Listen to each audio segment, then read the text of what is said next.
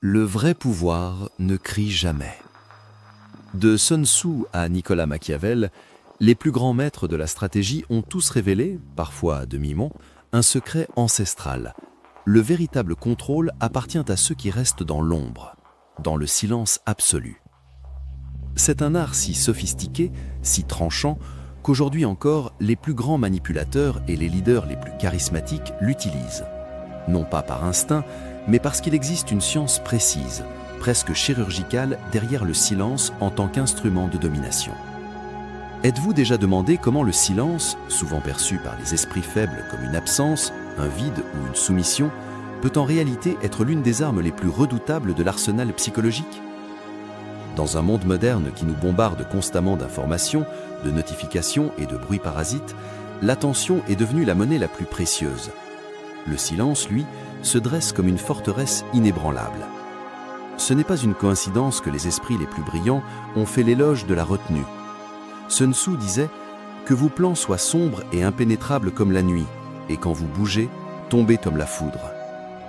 Souvent, le véritable pouvoir ne consiste pas à crier ses objectifs aux quatre vents pour chercher l'approbation d'autrui, mais à rester réservé, à observer, à planifier avec une précision mortelle.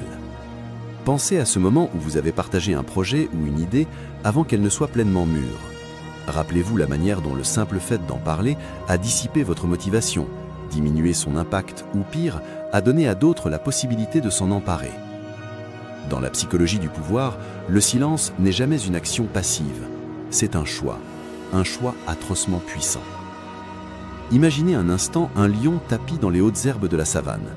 Il n'annonce pas sa présence, il ne rugit pas pour intimider sa proie avant d'être apporté. Il contrôle sa respiration, il observe, il calcule la direction du vent. Au moment où la proie s'y attend le moins, il frappe avec une force et une précision que seule une préparation silencieuse peut offrir. Celui qui parle trop, en revanche, est comme une proie désorientée. Il s'expose. À chaque mot prononcé, il révèle ses cartes, ses intentions, ses projets et surtout ses vulnérabilités. En psychologie noire, nous savons que le besoin compulsif de parler, de justifier ou de remplir les blancs dans une conversation est l'un des plus grands indicateurs d'insécurité. C'est une tentative désespérée de combler le vide par des mots. L'auteur Robert Greene, dans son ouvrage magistral « Les 48 lois du pouvoir », consacre sa 4e loi à ce principe précis. Dites-en toujours moins que nécessaire. Plus vous vous laissez aller à parler, plus vous avez l'air banal et peu maître de vous-même. Le silence, au contraire, est la manifestation physique d'une force intérieure redoutable, d'une confiance inébranlable en soi. La véritable maîtrise réside dans la capacité à filtrer ce qui doit être dit et ce qui doit être enterré dans le secret de votre esprit. Mais attention, ne vous y trompez pas. Le silence ne consiste pas seulement à sceller ses lèvres. Il s'agit d'une discipline émotionnelle. Il s'agit de ne pas réagir de manière impulsive face à la provocation. Dans une situation de crise, alors que tout le monde cède à la panique, l'individu qui reste silencieux et calme devient immédiatement le centre de gravité de la pièce. Sa retenue lui permet de ne pas se laisser dominer par ses émotions et donc de ne pas être manipulable. Réfléchissons maintenant au pouvoir de l'observation silencieuse. Il ne s'agit pas simplement de regarder, mais de percevoir l'invisible, d'absorber les détails que la majorité des gens ignorent, de lire le sous-texte d'une conversation. Celui qui observe patiemment acquiert une asymétrie d'information, et dans n'importe quel rapport de force, l'information, c'est le pouvoir. Imaginez un profileur ou un détective arrivant sur une scène de crime. Il ne court pas dans tous les sens en hurlant des ordres. Il s'arrête. Il observe le chaos. Il observe chaque détail, la position des objets, les traces sur le sol, ce qui est présent, mais surtout ce qui manque. Il n'agit pas sur un coup de tête.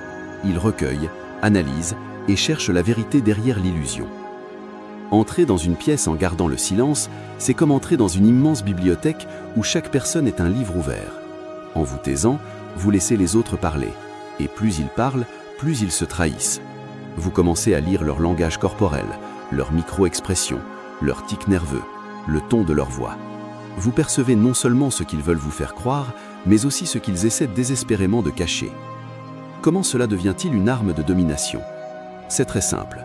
En connaissant les failles, les désirs cachés et les peurs de vos interlocuteurs, vous vous positionnez comme le joueur d'échecs qui voit 5 coups à l'avance. Lao Tse disait « Celui qui sait ne parle pas, celui qui parle ne sait pas ». Ce proverbe millénaire résume la dynamique du pouvoir. Être un observateur patient, c'est comme un archer qui tend la corde de son arc. Il respire, évalue le vent, ajuste sa visée dans un silence religieux, puis décoche son èche. Chaque action est intentionnelle. Rien n'est laissé au hasard. Décortiquons maintenant les mécanismes psychologiques par lesquels le silence se transforme en arme de persuasion et de contrôle. C'est un processus subtil, offrant indétectable pour la cible. Avez-vous déjà remarqué le malaise profond que ressentent la plupart des gens face à un blanc dans la conversation? L'être humain a une peur viscérale du vide social. Lors d'une négociation, si quelqu'un vous fait une offre ou essaie de vous pousser à prendre une décision et que vous répondez par un silence prolongé, accompagné d'un regard fixe et serein, que se passe-t-il? L'autre personne va paniquer. Elle va ressentir le besoin viscéral de briser ce silence. Pour ce faire, elle va parler, se justifier et souvent négocier contre elle-même sans même que vous n'ayez eu à prononcer une seule syllabe. Dans ce cas, le silence devient une force de friction psychologique, une façon d'affirmer votre domination sur le rythme de l'interaction. Mais l'effet va encore plus loin. Le silence crée une aura de mystère. Les gens sont terrifiés par ce qu'ils ne comprennent pas. Si vous ne révélez rien, ils se demanderont quelles sont vos intentions, ce que vous complotez. Cette absence d'information force leur imagination à combler les trous, et généralement, ils projetteront sur vous une autorité, une intelligence et un pouvoir bien supérieur à la réalité. C'est l'illusion parfaite. Comme un magicien qui attire votre attention sur sa main droite pour cacher ce que fait sa main gauche, le stratège silencieux utilise l'absence de mots pour désorienter. Vous cultivez votre jardin en secret, vous taillez vos plants dans l'obscurité et le monde ne s'aperçoit du résultat que lorsque la floraison est déjà inévitable. Explorons à présent le sommet de cet art, la stratégie du vide. Cela peut sembler paradoxal, mais créer des espaces de pouvoir par l'absence pure et simple est la technique la plus redoutable des dirigeants historiques. Il y a une différence fondamentale entre être disponible et être omniprésent. L'omniprésence tue le respect. L'absence, en revanche, génère de la valeur. C'est la loi de l'offre et de la demande appliquée à la psychologie humaine.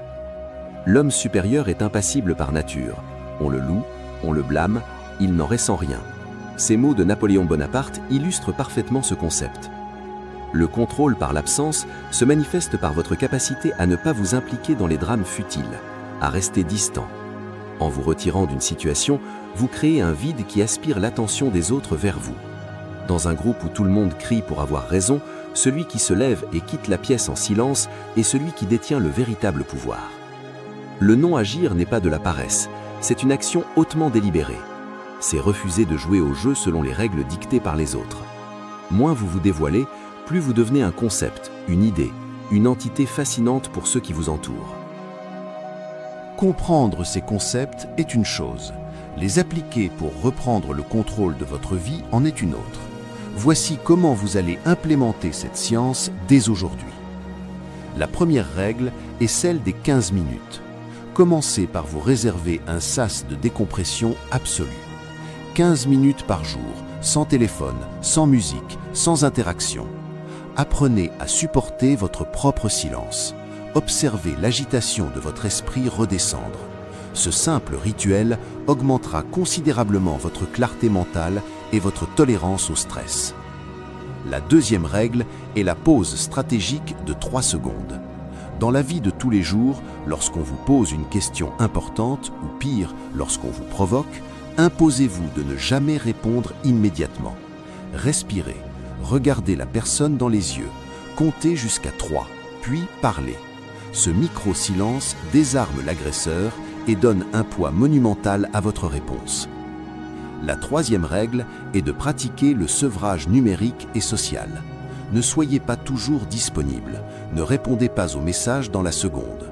Choisissez de ne pas participer à certains débats stériles au travail ou en famille.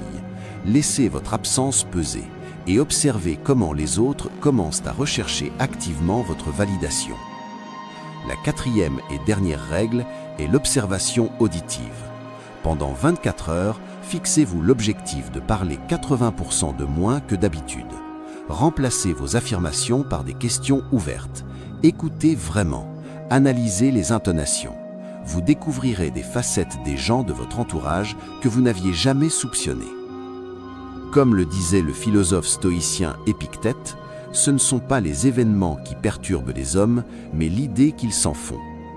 En contrôlant votre réaction immédiate par le silence, vous devenez le maître de l'événement plutôt que sa victime. Nous avons atteint l'apogée de notre analyse, la maîtrise du silence, l'art chirurgical de l'observation, le pouvoir de la rétention émotionnelle et la stratégie vertigineuse du vide. Comprenez bien ceci, le but de cette psychologie n'est pas de devenir un psychopathe muet et déconnecté du monde. L'objectif est d'atteindre un niveau de contrôle qui va au-delà du superficiel. Le véritable pouvoir ne s'impose pas par la force brute, il émane naturellement d'une discipline intérieure implacable. Maîtriser le silence, c'est agir comme le chef d'un orchestre symphonique. Il ne joue d'aucun instrument, il ne fait aucun bruit, mais d'un simple mouvement de poignet, il déclenche la tempête ou ramène le calme absolu. Celui qui conquiert les autres a de la force, mais celui qui se conquiert lui-même est tout-puissant. Ce chemin de la maîtrise de soi-même est un voyage solitaire, mais c'est le seul qui mène à la véritable liberté. Le chaos du monde s'écrasera toujours contre les murs de celui qui a fait de son esprit une forteresse silencieuse. Merci d'avoir suivi cette analyse jusqu'au bout. Si vous avez compris la valeur de ce savoir et que vous êtes prêt à l'appliquer, manifestez-vous dans les commentaires, partagez cette vidéo avec un esprit éveillé et abonnez-vous. Qui sait quelle stratégie interdite nous décrypterons la prochaine fois? Un mystère qui ne sera révélé, bien sûr, qu'au moment opportun. À très bientôt.